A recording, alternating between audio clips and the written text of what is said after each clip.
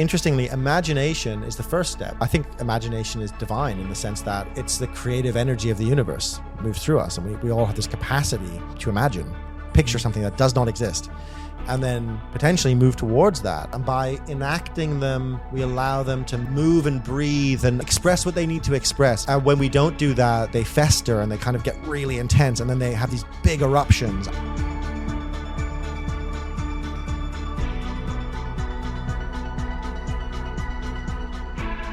Welcome back to Humble Mind. My guest today is an author, a journalist, and a facilitator whose work sits right at the edge of culture, and he usually pulls things from those edges into the mainstream. He wrote The Bigger Picture, which is a book on how psychedelics can help us make sense of the world. He also co-founded Rebel Wisdom, which is one of the most interesting alternative media platforms of the last decade. And he now runs Kainos, which is a creative studio with an audience of over 200,000 people globally. Last year, he released a feature documentary called Leviathan about the breakdown of social trust and how we can find it again. He also gave that away for free, sparking over 150 screenings across the world in living rooms and bars and cinemas everywhere. Please welcome Alexander Beiner. Thanks for joining us. Thanks, Alex. Good to be here. Is it Alex or Ali? What do you I prefer? go by Ali normally. Yeah, Ali's good. Yeah. Ali. Okay, cool. Yeah, well, that'll help differentiate us then. So, yeah, great to have you here. I want to kind of go straight into what that documentary kind of covered and what you were wanting to say about kind of, social trust breaking down. You ended up making a whole feature piece on this question, drawing on kind of some of those elements of sociology and mythology and sort of systems theory. What was at the kind of root of it? What was the question you were trying to explore? And did you surprise yourself with anything you learned along the way? Yeah. So the core question was about, why is trust breaking down so comprehensively in so many different areas of life? We have declining trust in institutions, in each other, in just the whole information landscape. It's very difficult to know what information to trust, and so it's this kind of endemic problem. And John Vervaeke, philosopher, he created a series some people might have heard of called "Awakening from the Meaning Crisis," and so making the argument that we're going through a pretty profound crisis of meaning, which I agree with. And way back when, it must have been 2020 or so, maybe earlier, 2019, when John was releasing this YouTube series on it, one of my first thoughts was, I think there's also a trust crisis, and that's kind of the thing. And I've been sitting and toying with that idea for years. And so with Leviathan, I wanted to dive into it, and I did learn quite a bit. I learned a lot about documentary making. I made it with a documentary editor called Weather Mall Press, who's great at what he does, and also I learned a lot from him and in the process. And I also I did surprise myself in some way, because what came out of it and the thesis that kind of started to form was around the hierarchy of what we believe is real, and that being at a kind of fundamental issue. So and really centering around embodiment at a level I wasn't quite expecting. So, in a nutshell, what the argument kind of making or exploring in Leviathan is that we have an entire society and worldview which is structured around the idea that abstract concepts and abstract financial instruments and abstract mimetic information is more real, or has become more real than embodied reality. And so embodied reality is the reality we experience as human beings through our bodies, touch, connection with one another, breath. And that is, in my view, the foundational reality. Without a body, there's no way we can create abstract ideologies or algorithms that trade thousands of times faster than a human being could, and an entire financial system which is machines trading with machines, with value disconnected from the body of the society or from resources and the earth itself. So that became the core topic and theme I was wrestling with. It reminds me of something that I remember reading from Michael Pollan, who, is the great journalist and writer as well. And he talks about the kind of the fact that our experience is all shaped by, our friction with nature. The fact that we've got these finite bodies, these finite lives, we've got appetites, we've got biological needs to take care of. And that is where meaning and value and things that we hold to be precious come from, because ultimately it's all finite. Something that is sort of infinite is almost in a sense devoid of meaning, at least in sort of economic terms, because it's just a limitless supply. It doesn't matter how much you got. But the fact that there is a human kind of lens to what value is, I suppose, is what influences how we think about what's valuable. And I suppose now with introducing, it sounds like some of these concepts around artificial intelligence and these sort of machine-to-machine type of engagements where the human is not a part of that process, then it's easy to kind of see a world where meaning is kind of just not part of the equation at all, or value. I suppose maybe we're loosely talking about meaning and value here, which is an interesting thought. Yeah. Yeah, absolutely. And artificial intelligence is a great example of this, because if you look at transhumanism, so the philosophical semi-religious movement that kind of started in Silicon Valley, which sees the ultimate objective of humankind is to merge with machines. Sam Altman, one of the founders of OpenAI, calls it the merge. And so it takes lots of different forms. And what always strikes me about it is that it ultimately is around this kind of annihilation of the body. It's like leaving the body or changing the body so much that it becomes something else. And a lot of it has this, it's kind of it's an inversion of Christianity, in that the body is transcended into a realm of pure, light and being and oneness, vaguely, and yet it's also a fantasy, I think, because the only thing that makes, in my opinion, being alive, literally being alive, is the fact that we can die, and that our bodies do, in fact, get old and slow down and die, and that makes every moment precious, and it makes every relationship precious, and it makes totally. To the point Pollan is making, it is the thing. The constraint is what gives the meaning, and when you try and get this, and constraints are not in the language of Silicon Valley, and that's why it's fantasy. Yes. So tie that back for me to kind of trust and the theme of how we can kind of not just learn about what trust is, but how to maybe restore it as well, in the way that your documentary sort of explored, because really it's about being able to tie it back to that sense of embodiment. Because I suppose trust is a feeling, isn't it? There's a sort of a sensation that comes with the fact that I can trust you. I feel like I can trust you. I've got confidence in us, faith in who you are and who I am in our interaction. That starts as an embodied feeling.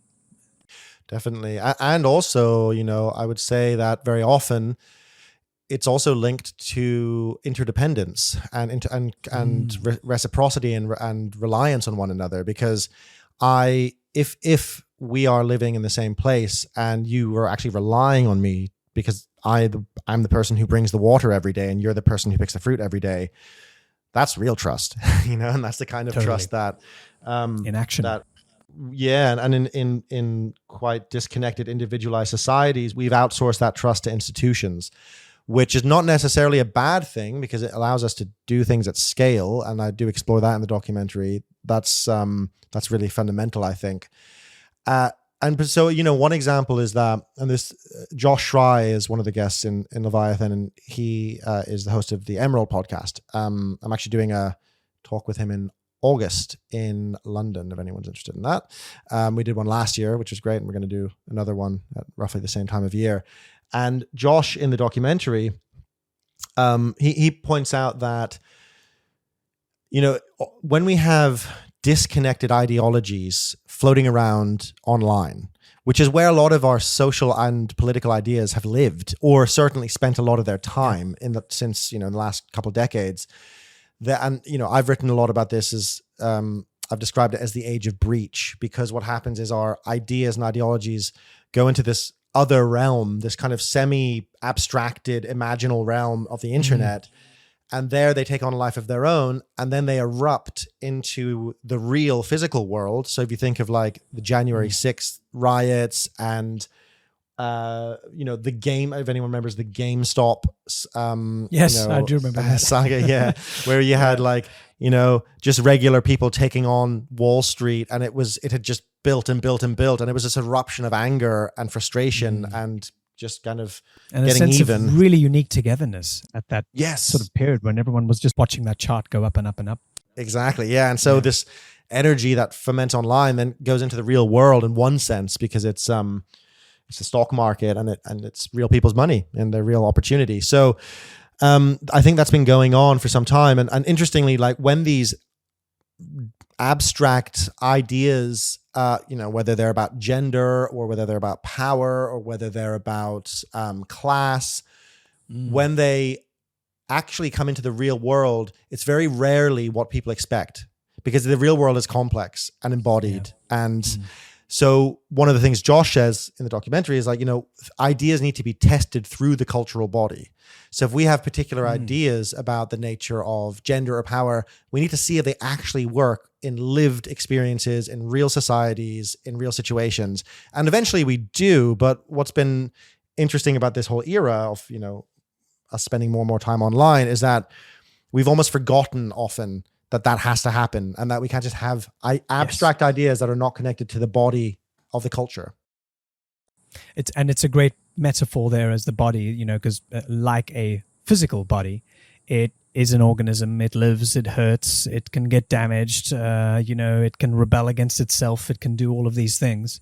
And until it kind of passes through that filter, it doesn't become embodied in the lives of the individuals, where those sorts of theories or ideas ultimately show up as values in the day-to-day.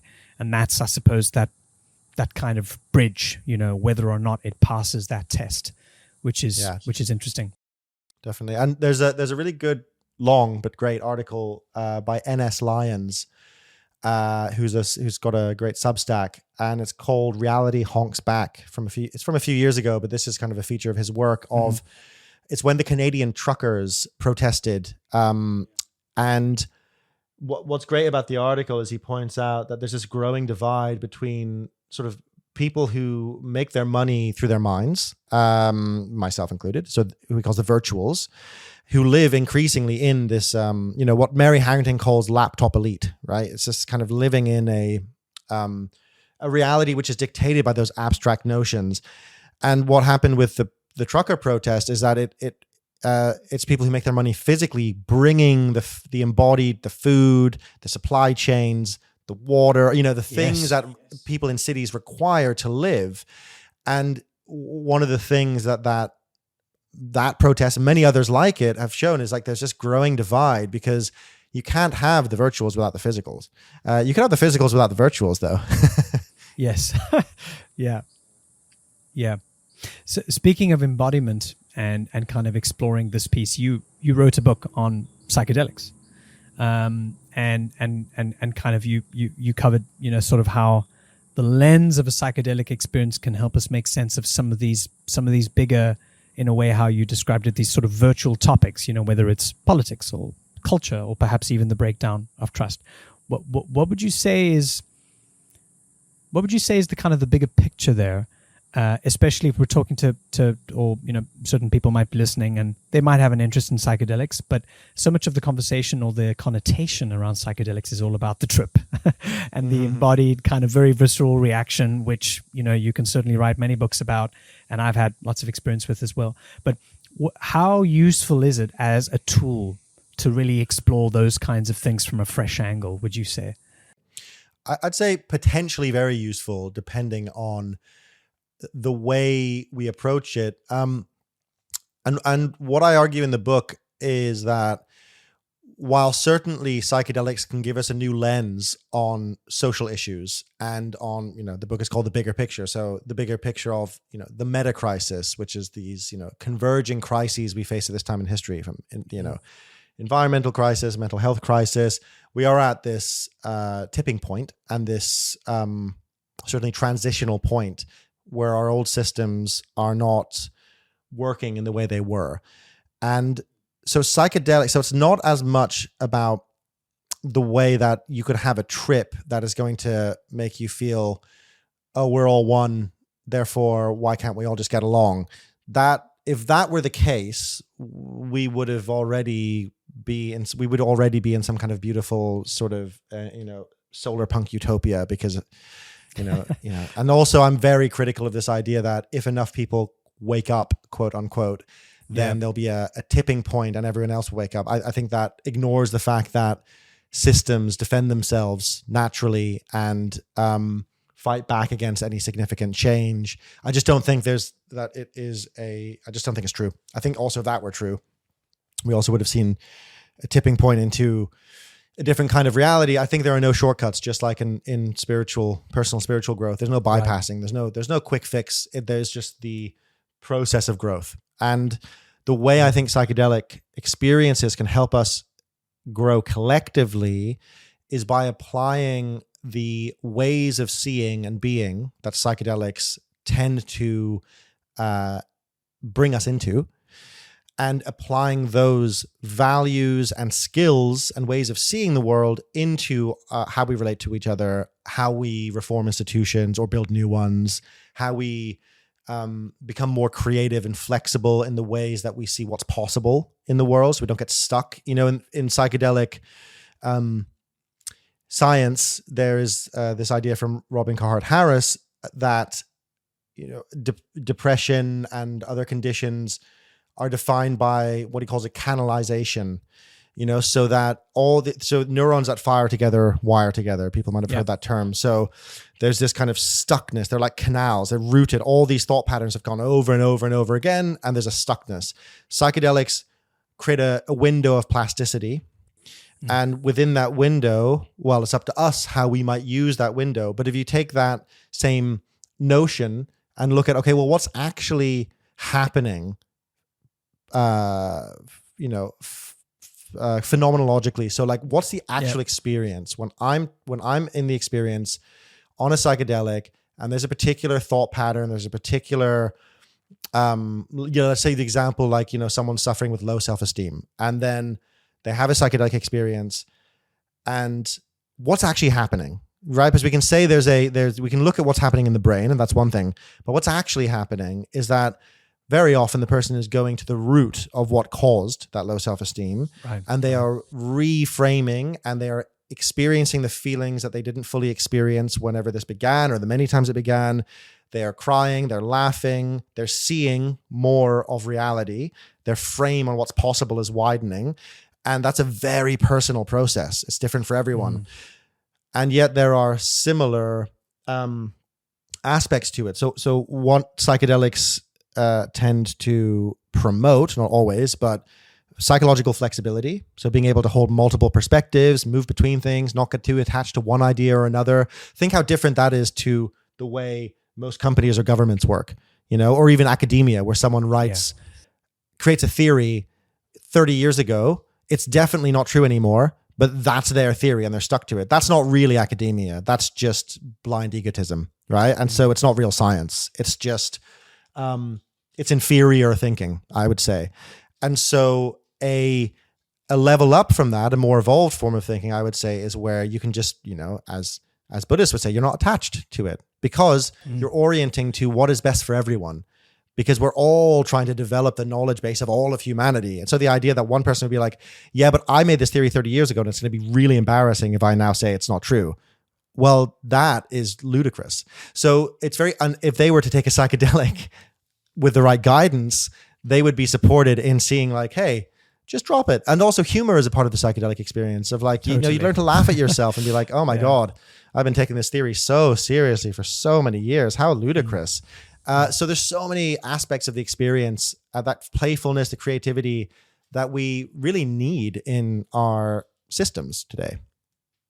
And I think also there's something about the experience of psychedelics, and of course there's a whole range, so we're kind of generalizing in a way here, but there is something that always comes through in the experience from what I heard, and certainly from what I've experienced personally, about the sense of being able to just lower the stakes Sometimes the stakes of life, sometimes the stakes of a very particular decision that might be in front of me that I need to get back to on Monday morning, whether it might be a problem I'm trying to solve, maybe a relationship that I'm maybe trying to rescue. Just being able to have that sort of sense of slightly more of a wider view, a larger view on what's going on, and being able to not ascribe so much importance or so much kind of weight on a decision, feeling like it's on a knife edge, and then being able to not only make a better decision ultimately after that too, but something that allows just a bit of space and a little bit of that perspective to come up, because I've been able to just relax off the button a little bit off that,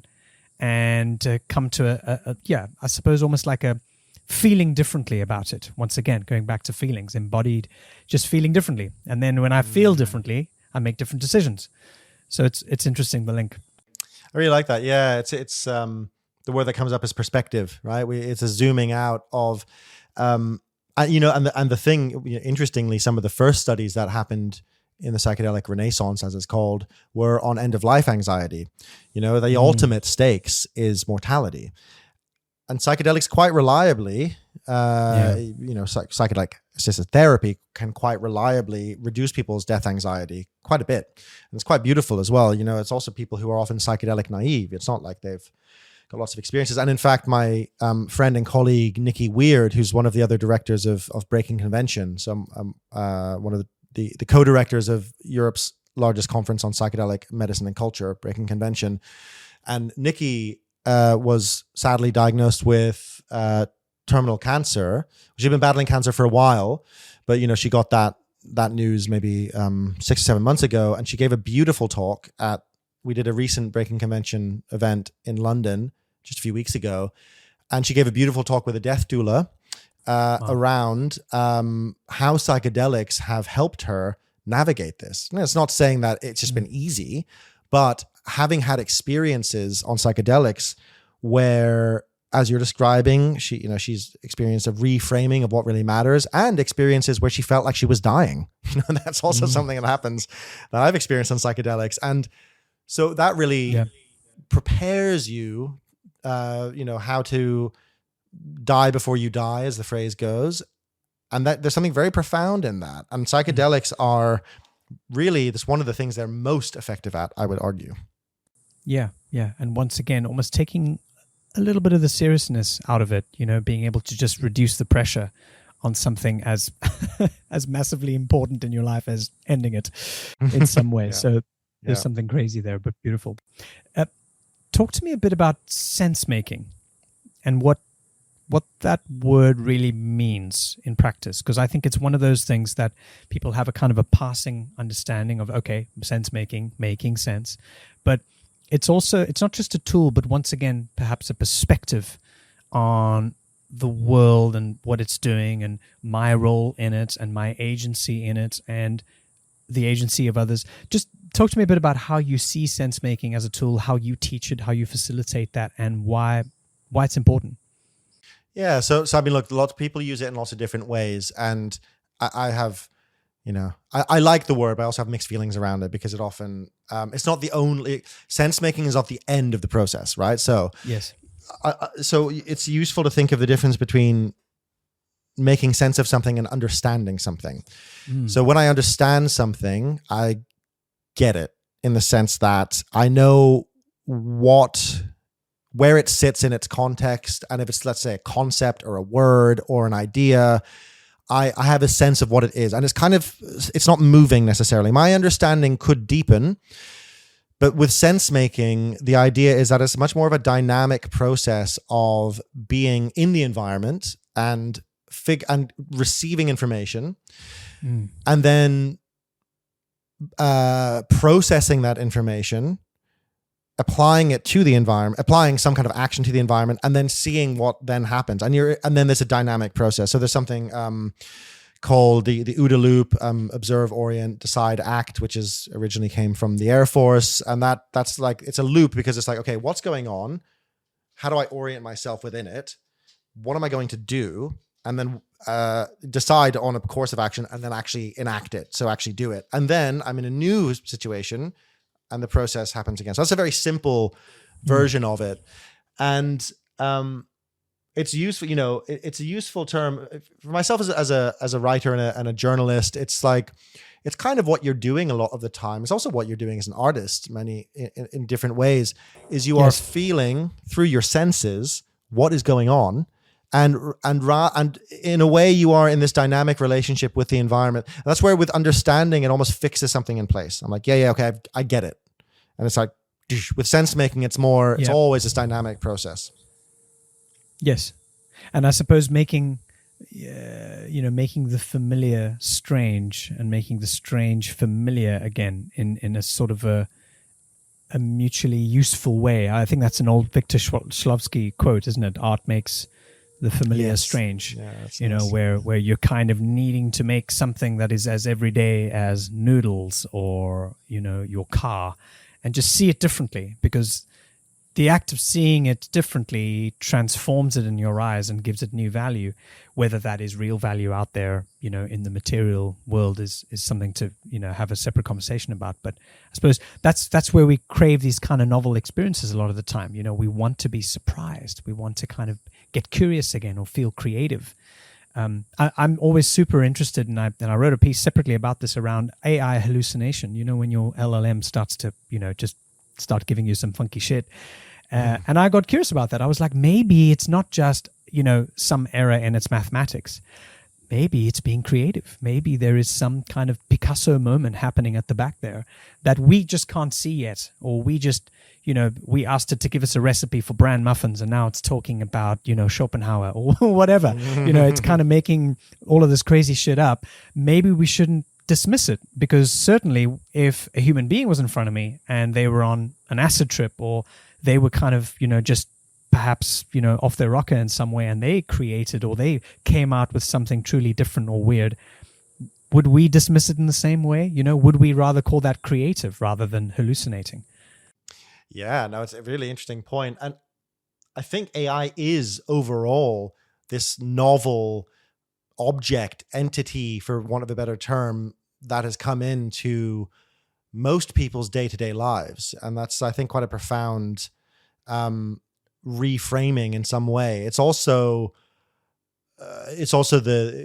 receives all of our projections and becomes a mirror for us. Yeah. And it's complex in that way. I was writing a book proposal for a book on how AI is changing spirituality and religion for about 18 months, and back and forth with my agent and potential editors. And then I eventually decided that I didn't want to write it as a book for a bunch of reasons, and partly because it just kept changing so fast. Everything was changing so rapidly. It's just like impossible. And then the publishing model, it's like, once you finish the book, it's not going to come out for like a year and a half. And by that point, I was like, that's impossible. It's not doable as a book. And so now I'm putting it out on my Substack, or have been putting it out as a series on my Substack, which is way easier in the sense that I can, for example, the Pope just wrote a 40,000 word treatise on AI. Yes.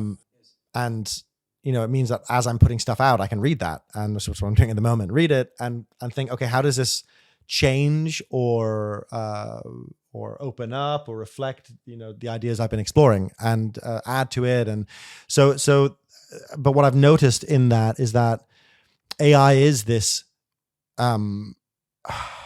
novelty generating object, thing, entity in our lives in the way that nothing has been since probably the advent of the internet. But the internet kind of grew slowly, and it was it didn't have that magic. Josh Fry points this out in his great Emerald episode on AI. It feels like magic, and I use it for like decks. I'll write out a. I was doing this yesterday. I write out a proposal, because Kainos, as well as doing our own stuff, we make films and campaigns for other people. And so what used to take days sometimes with a designer is taking, of course, a few hours. And you need to have the innate skills of what you're looking for, but it does feel a bit like magic in that sense. And it's obviously getting better all the time. We all, we all had the experience of, wow, damn, that's really, really good. So it's and I never use it for my writing, but I use it for proofreading and for research as well. And there's also a risk that this is something a lot of people have talked about. There's a risk of it making us dumber effectively, because we're outsourcing so much prefrontal cortex activity to it. And yes, I think that I'm quite conscious of that. Anyway, that bit of a tangent on AI there. I mean, there's a lot there. I think that it does potentially have the capacity to maybe not necessarily make us dumber, but perhaps less brave in finding out our own information, because it's so easy to do that, because it's magic, because now you can put that deck together in 5 minutes. You can, get 100, great titles for your next book or whatever you're asking it to do. And I suppose with that magic, you feel more reverence around what's going on behind its kind of, closed doors. And because of that, I think we're less inclined to want to take a peek under the hood. And we're like, oh, it's magic. It's let it do its thing. I can do something else. I don't have to busy myself with wondering about how it works and why it works. And I suppose that means that it's possible for us to get a little less curious in a way. But you never know. I mean, you talk a little bit about the role of imagination. And how kind of important that is, and how I think it's part of Kainos' kind of mission statement, or one of the descriptions I read, helping people imagine new futures. Yes. I mean, I love that. Where do you think that kind of comes from? Is the imagination also an embodied sense, or does it come from something else? How do you see what the imagination is and the task of imagining a new future? Yeah, well, I mean, the reason it's important to me is that I've spent so many years doing, analysis and making sense of what's going on, or trying to make sense of what's going on in the world. And the point I got to was that actually I think what's required now, or at least where I want to put my energies, is enacting things into the world, changing them, basically getting good analysis, getting good sense making, getting good communities of practice and connectivity, and then doing stuff.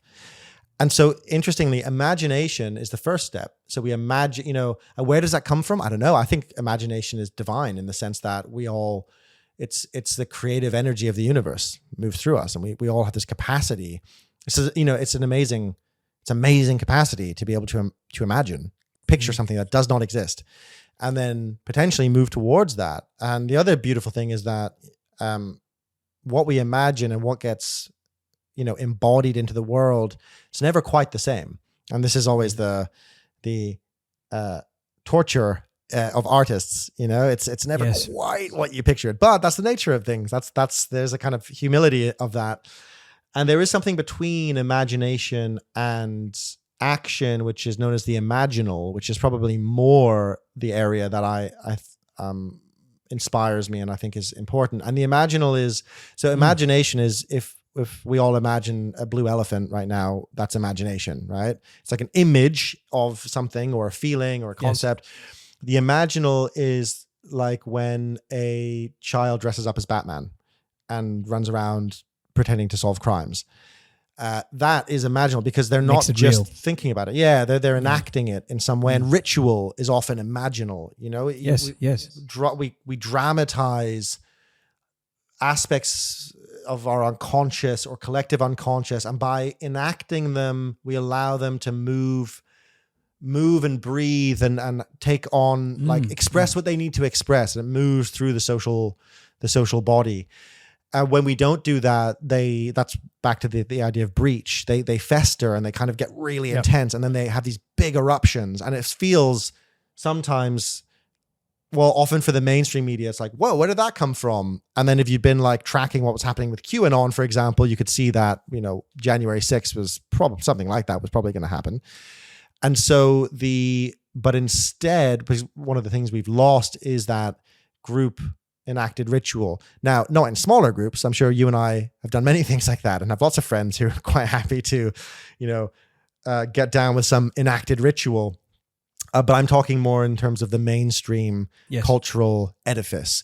We have big sports games, and we have state funerals, and it's all kind of stuck in like the Victorian age, really. Yes, it's not really totally. gone, it's not really Going to evolved church. past that. Yeah. Go to church. Yeah. It's not really evolved. Raving is probably the most interesting thing that's happened, but it's always underground, right? It's not, you'd never have a government sponsored rave.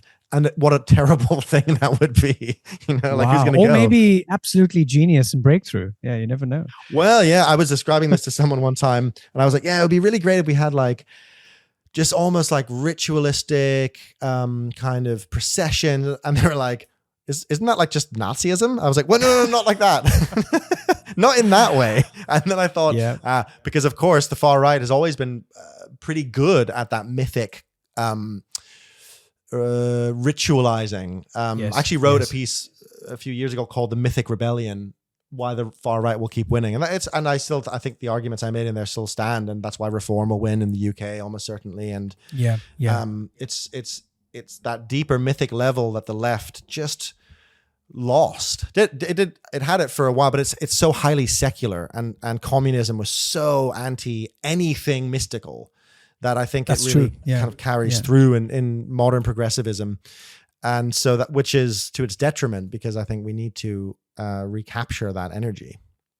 Yeah. Yeah. Wow. There's so much you said there that I want to unpick. I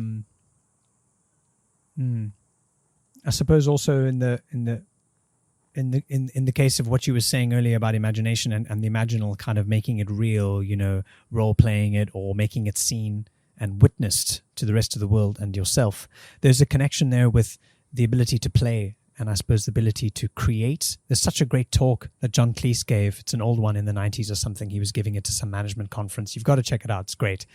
And he was talking about the importance of sort of creativity, but also really what creativity is just play. And play is being able to just play around and say, what would happen if I did that? What would take shape if I did this, and not be afraid of the outcome or insistent on the outcome, but also knowing that while you're playing, it's not possible to make mistakes. And I think we've kind of infantilized ourselves to the level where making a mistake is the equivalent of killing 100 people. We're so sort of captured in this Instagram moment of being able to frame the perfect shot of our lives all the time, that making a mistake or admitting something where we have a fault or that we're not perfect in some way is this absolute grave social boo-boo, that if we admitted it, if we talked about it, and if we talked about it in a way that really is genuine, not just framing it up for another Instagram moment, then there's just so much that we'll lose. But of course, that's the lie that needs to be reversed, I suppose. Yeah. Yeah, and I think it has its roots in the development of industrial society, and also the Enlightenment as well, which I explore in Leviathan. Because if you think about from the perspective of the machine, which has become the new god in the last few hundred years, mistakes are unproductive. In fact, factories are trying not to make mistakes, and mass production is like, we're going to make this thing exactly as it is meant to be over and over and over again, and any deviation from that. And so that is a method of production, but our technologies and methods of production they seep in to us because we're in this embodied relationship with them. And so the logic of the factory starts to become the logic of the society. And that's why schools look like them, the way they look, and prisons look the way they look, and hospitals look the way they look. There's so many other ways they could. Some of them, some aspects are practical, and that's just when you have that many people doing that thing in one place, you need a certain amount of classroom. You don't necessarily even need classrooms, but my point is that I think they bleed into each other very much so, and play does not. A lot of people can't afford to play. It's an aspect of capitalism. I think. Yeah. So true. I suppose. Yeah. Even the kind of the rubric of a prison schedule. Even it kind of looks like prison bars. So art imitates life there. I know you have to go, but I just want to give a quick nod to something that I caught on your site, which is some of the men's work that you've facilitated. So this has kind of been an area of a lot of really deep work and passion that I found in my life over the last few years, being introduced and initiated into the mythopoetic sort of tradition. I run an in-person men's circle here in Costa Rica as well.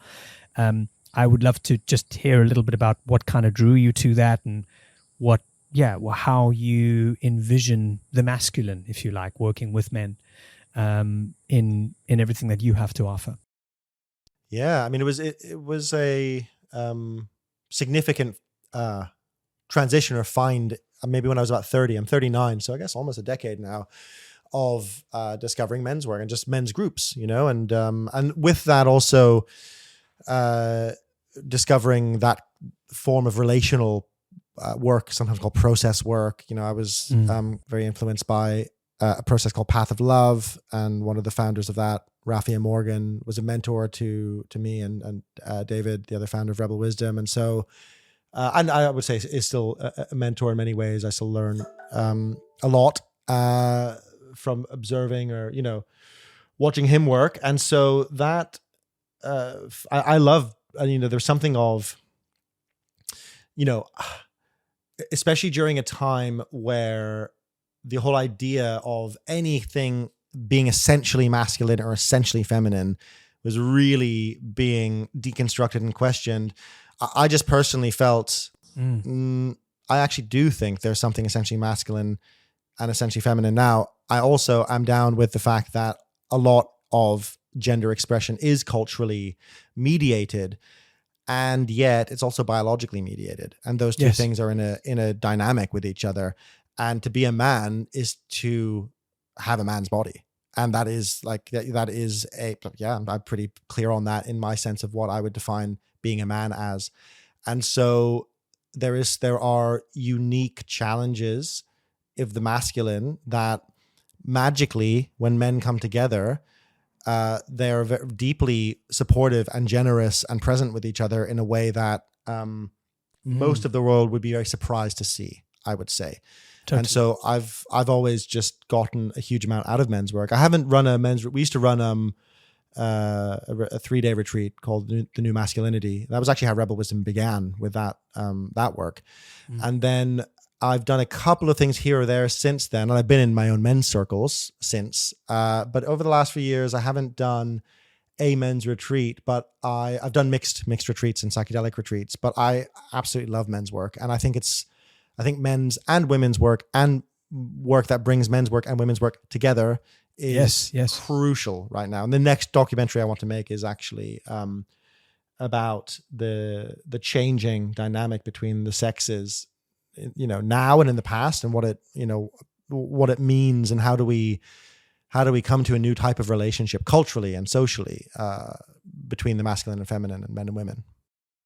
Beautiful. Wow. Very much looking forward to that and supporting you when that comes up. Ali, thank you. I think that we could probably end up talking for hours, and I hope you'll be back. I'm sure it'll be the first of many conversations. Thanks again. Yeah, my pleasure. It was really great. Thank you. Thanks for listening to this episode of Humble Mind. I hope you enjoyed it. If you're curious to take a look at our community, if you're not a member, you're missing out. Make sure you head to humblemind.co to check out more and to see what we're up to. I look forward to seeing you there. Until next time.